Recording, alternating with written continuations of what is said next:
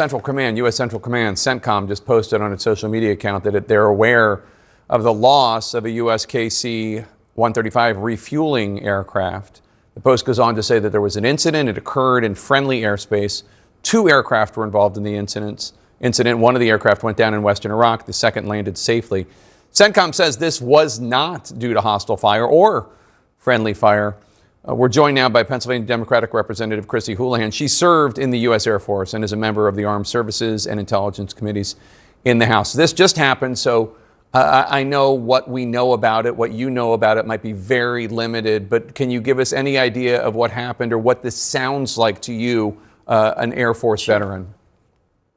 Sure. So this is a really large refueling aircraft. There are hundreds of them in service, mostly in times like this, doing exactly what they're designed for, which is to refuel both bombers and also smaller jets, as an example. And they fly with a boom that is able to attach to a smaller or larger plane and deliver fuel. So that extends the range of each of these planes very considerably. It's sort of a leapfrog effect from one place to another. And so it is, without any more information than you have, entirely possible that there was some sort of an accident in the process of refueling that would have involved both aircraft, and that one might have gone to safety, as the tweet seems to indicate, and one might have gone possibly to ground. And there seem to be some sort of efforts on recovery of the aircraft and also of rescue.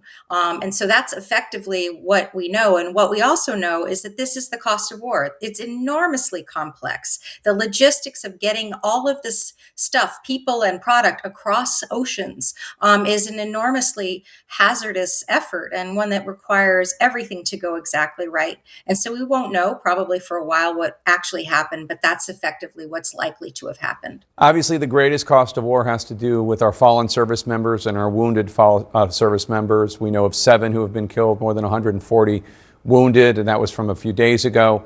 We don't know what this will result in this accident. Hopefully nothing, but it's tough to say. You're getting more details on this crash, this KC-135 refueling aircraft missing. CENTCOM says it went down over western Iraq. What are you learning?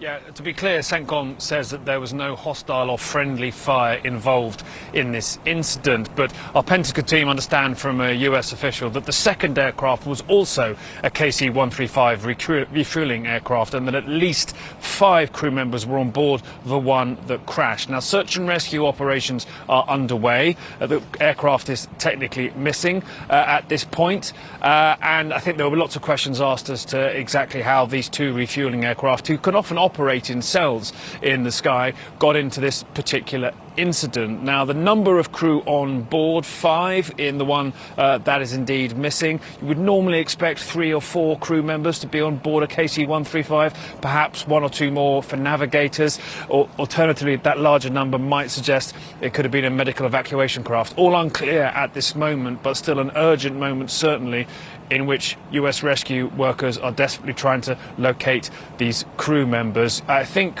Erin, you may, near your position there, close to Ben Gurion Airport in Israel, according to some of the open source data we've been seeing on flight monitors, one of those 2 KC-135s did a lot of circling near where you are, possibly dumping fuel, put out an emergency signal earlier on today. We understand that may well be connected to that particular incident, indeed be that second plane. But another, I think, stark reminder of the risks that US personnel endure every day, even though this incident appears to have been something of an accident, early stage, early information at this point, though, Erin.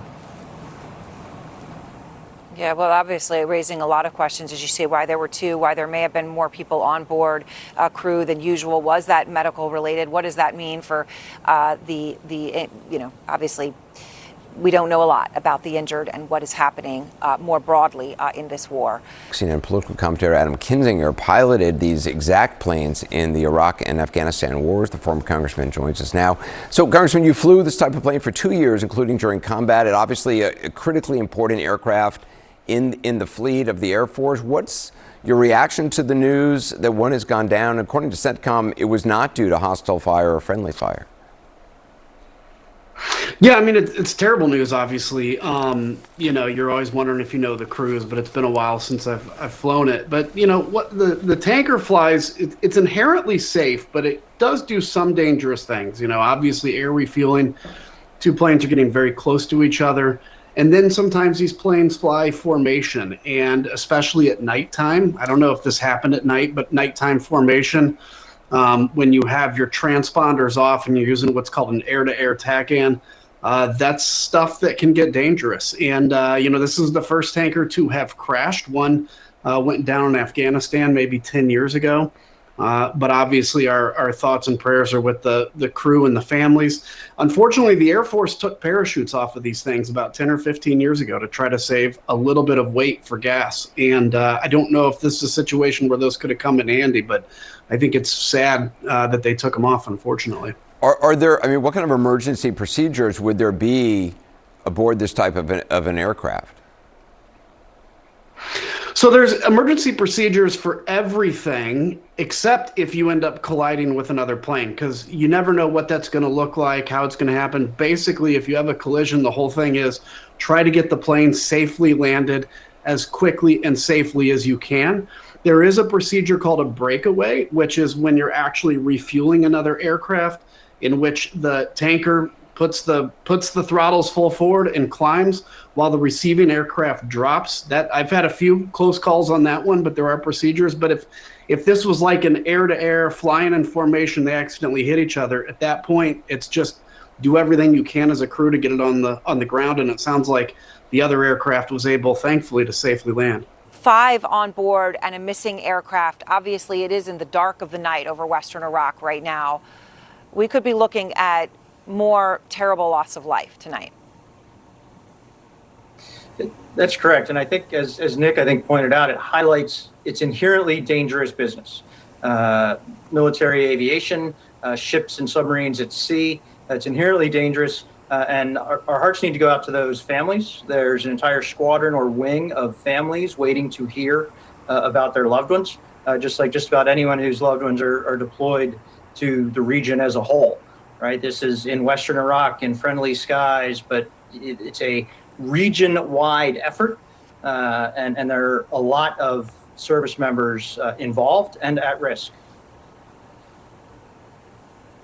And Jeremy, when we hear about what Nick's reporting about potentially the other aircraft involved having to dump fuel possibly around Ben Gurion here, obviously this airport with some repatriation flights, but essentially the only aircraft in the sky here are military aircraft that we see. And we can see the landing and the takeoff path of those aircraft from Ben Gurion from our position here. And it has been a continuous flow of these aircraft coming in and out.